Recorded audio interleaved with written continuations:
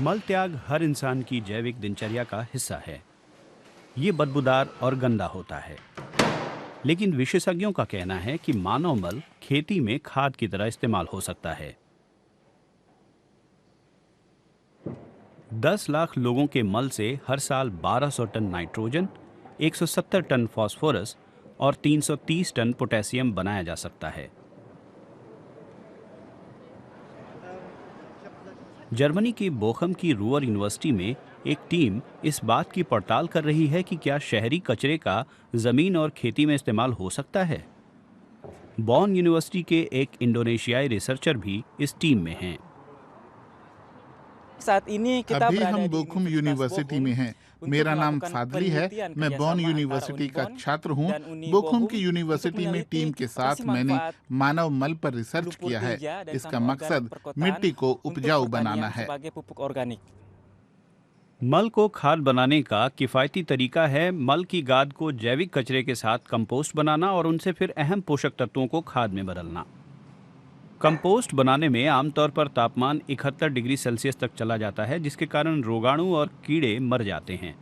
Compost बनाने का काम श्रीलंका में हुआ और फिर मल की इन गोलियों को बोखुम लाया गया। ये गोली है। इसमें 70% मानव मल और 30% जैविक कचरा है। लैब में फादली मिट्टी की उर्वरता पर मल की गोलियों के असर का पता लगाने के लिए कुछ विश्लेषण करते हैं, जैसे कि मिट्टी में श्वसन की प्रक्रिया। 50 दिनों की इंक्यूबेशन प्रक्रिया के जरिए हमें पता चलता है कि सूक्ष्म जीवों के सांस लेने से कितना कार्बन डाइऑक्साइड पैदा हुआ।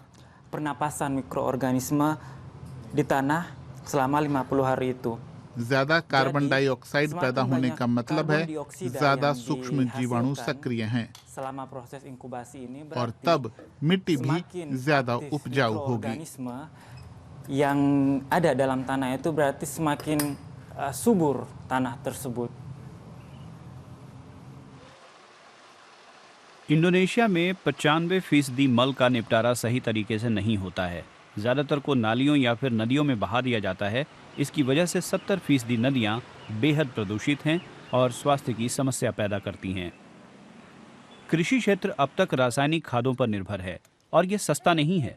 इसके साथ ही रासायनिक खाद का इस्तेमाल एक तरफ मिट्टी की उर्वरता को घटाता है तो दूसरी तरफ पर्यावरण को प्रदूषित भी करता है।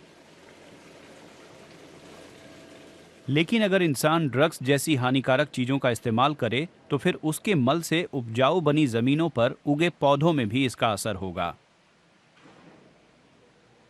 Pertanyaan yang sebenarnya adalah apakah ये सुरक्षित है या नहीं, ये सवाल अभी कायम है। आगे भी रिसर्च करने की जरूरत है, लेकिन 70 डिग्री तक तापमान के आधार पर मैं कह सकता हूँ कि ये खाद मिट्टी और पौधों के लिए सुरक्षित है। pupuk yang dihasilkan dari proses pengomposan ini aman.